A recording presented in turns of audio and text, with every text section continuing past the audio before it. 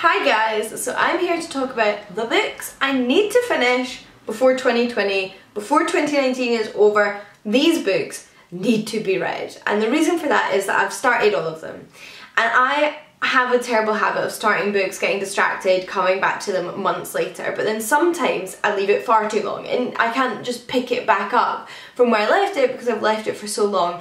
I have a terrible attention span and I'm easily distracted, what can I say? But that means that I do have 7 or 8 books here. 7, I think, that I want to finish before the year is out, because I would rather not go into 2020 not having finished them. I would like to finish them within the year I started them and share with you my thoughts on them, because I probably mentioned that I am reading them in one video or another and I've just never gotten around to finishing them. So without further ado, let's talk about the books I need to finish this year.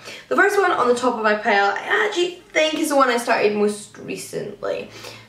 Yeah, maybe tied. And that is Turning the Storm by Naomi Kritzer. This is a sequel to Fires of the Faithful, which is a queer high fantasy novel series.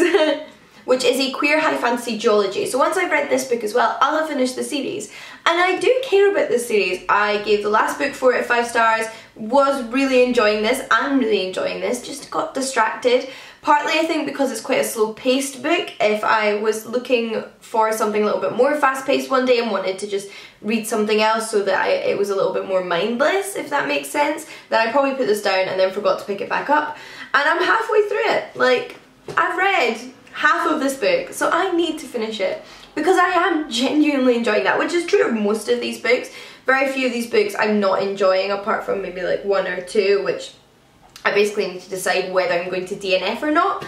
But this, I love. It is all of my like queer fantasy dreams come true. In the first book we follow Eliana, who is training at a musical conservatory because she's very gifted with musical instruments, when her and her friends start singing the music of like the old religion, which is outlawed. Everyone is supposed to worship the new religion, and they like, you know, sort of rebelliously start to experiment with the old religion and the songs involved in it because they like the music, until the people in charge of their world come to try and like pick out those practicing the old ways from their conservatory, and she decides to leave because she cannot get on board with this political religious system anymore that punishes those that don't worship the same as everybody else, and then gets flung into the midst of the political upheaval of the society outside of her conservatory. And it is like height of political intrigue in the second book. Things are hitting the fan and potentially unraveling. There's a rebellion taking place that our protagonist has become embroiled in, and it's so good. And like I mentioned, it's queer, so in the midst of all this, she's discovering her sexuality. So it's just so many good things, and I need to finish this. But next, actually, I will mention one of the ones I'm not even sure I want to finish, and that is Boating for Beginners by Jeanette Winterson. I know it's shock horror.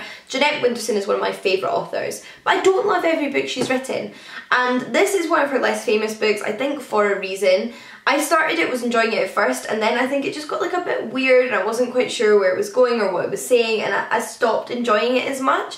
So I kind of put it down and never finished it, even though it's so short. It's like 150 pages, and I think I've read maybe like a third of it. It's lost its bookmark, so this might be one I have to start again if I want to keep reading it, because I can't remember where I left off. I'll check on Goodreads if I marked it. But yeah, it's an odd one. I'm not really sure how to explain it. It's like a retelling of part of the Bible, the part with Noah and the Ark, but set in a more weird magic realism contemporary society, where a man has sort of started a cult around him, like he's the new Noah and you all need to follow him or else you won't be saved when the next great flood starts. That's what I vaguely remember, but we follow a young woman in this world. And it's odd. All of Jeanette Winterson's books are odd though, but they're also always beautifully written. But I think this one just verged on the side of, I'm not sure, odd.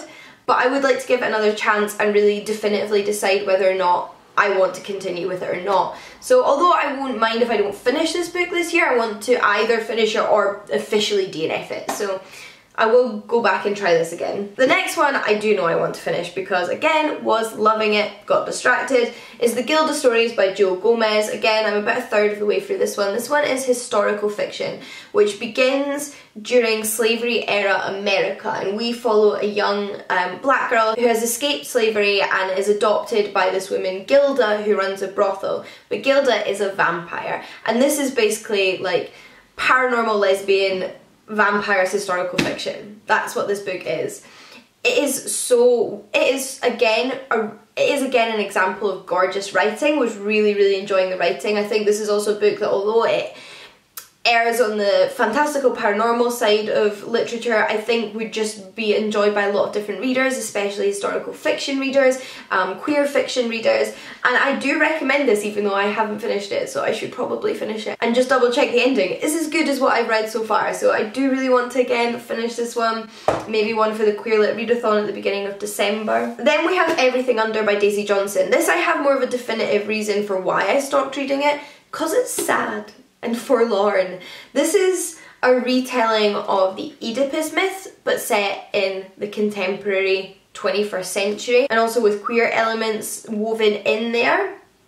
It is beautiful, and you definitely don't need to have read Oedipus myth to follow the story. I think actually it's not really advertised heavily as a myth retelling because it's very much its own book. It's just inspired by that myth, and that makes me extra intrigued in books because I'm so interested in Greek myths, but it's not a book for people who know lots about Greek myth, if that makes sense. It's a book for everybody.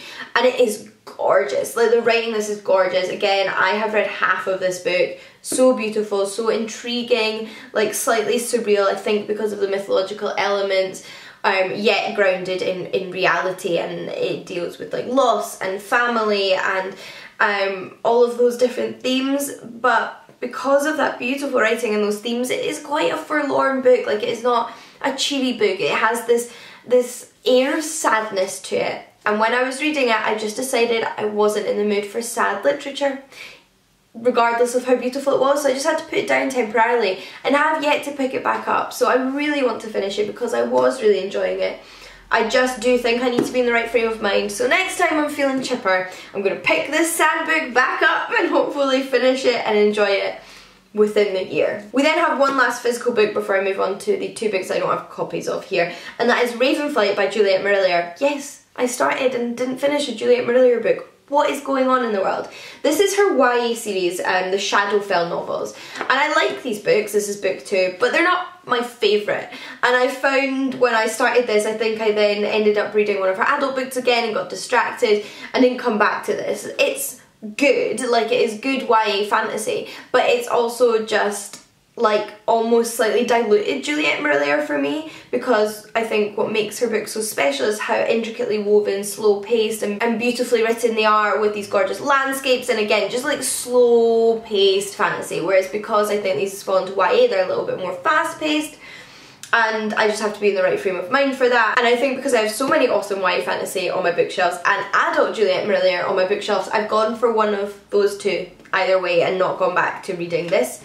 I'm only about a quarter of the way through this one, so I'm not as far into this as I am with some of the other books. However, I do want to pick it back up because I think I will really enjoy it. I really enjoyed book 1 in the series and would like to see how it continues and what happens next. And it's a trilogy, so I'd like to read this so I can pick up book 3 and finish the trilogy, because I also find it a little bit irritating that I've just got this Juliet Marillier series sitting there that I've started yet never continued / finished. It's set in a medieval-esque Scotland, but not historical really. We have a king who has banned magic and banned interaction with the fair folk, but our protagonist has a rare gift which means that she can see and talk to the fair folk, which is pretty uncommon amongst her people, and means she has to kind of flee the kingdom and ends up joining the rebellion. And yeah, a lot happened in the first book and there was lots of loose ends, so I'd like to see how they continue in this book and eventually pick up book 3, although that probably won't be till 2020, but this I would like to finish in 2019. I then have 2 books I don't have physical copies of, and one of them is because I borrowed it from the library twice now, and I'm about halfway through it and still haven't finished it, if not more than halfway through it, and that is The Furies by Katie Lowe. So really enjoying this book. It's very reminiscent of like The Secret History meets the film The Craft, set at an all-girls private school with our protagonist who becomes involved in this little clique that have private tuition with one of their teachers about the history of their school, which played a part in the witch trials, and members of the school originally were accused of being witches, and they get really fascinated by all of that. And at the same time, it's also kind of like a look into unhealthy friendships and the darker side of being a teenage girl. And it's so well written, so clever, kind of harrowing in moments, but so intriguing and mysterious. Really want to finish it because there's some mysteries that are set up at the beginning of the book, which then becomes a flashback that I need to know the answers to. But I originally put this one down because I was reading it from the library, was then going up to Edinburgh, so returned it to the library so somebody else could read it when I couldn't, and then took it back out of the library, but was reading other things, so never picked it back up. And because I'd left that stretch of time, I just wasn't as involved in the story and didn't pick it back up. However, I could either get it back out of my library, or I have seen that it's on audiobook on Scribd, which means that I wouldn't have the time pressure that the library book necessarily means, although I have the time pressure of the year, but that's still like 2 months. So I am definitely going to finish this one this year. I really want to know how it all wraps up, and it was really good from what I read. Then there's one book which I do plan on starting afresh, and that is The Persians by Aeschylus. This is an ancient Greek tragic play, and it's the only ancient Greek tragic play that survives which isn't a retelling of a myth. Instead, it is set during the Persian War, which was a historical war between the Greeks and the Persians. And it's a really interesting look at the culture of war and the different sides. I think there's disagreement about whether it is or isn't an anti-war play or not, but I would just like to finish it for my own knowledge of ancient Greece and political literature, which is something I'm really interested in. And I've read chunks of it over my career as an ancient historian throughout university, and then I decided to read it from cover to cover this year and got past halfway, but it was like a really busy time academically for me when I was teaching and didn't prioritise finishing it. But because it's so short, and plays you kind of need to consume in quite a short space of time, because the idea would have been that you would have watched it all in one go, I think I will start it again, but I would like to finish it before the year is out, because I started it this year, I got so far into it, I would like to be able to just officially say that I have read Aeschylus's Persians from cover to cover, every single little word in English, because it would take me far too long to read in ancient Greek, and that, yeah, is something I would like to do this year. So those are all the books I've started this year and would like to finish / start again and read all the way through, or potentially DNF, but just make a final decision on. I thought I would sort of film this video to hold myself accountable now, because I've still got, like I said, almost 2 months, which is a good chunk of time to get this stuff read, but also not too pressurised as it might have been if I filmed this video in December. So I'd love to hear if you've read and finished any of these books. Which ones should I prioritise? What did you think of them? And equally, are there any books that you want to make sure that you finish for personal goals this year? Let me know in the comments down below, but until next time, happy reading, and I'll see you all again soon. Bye guys!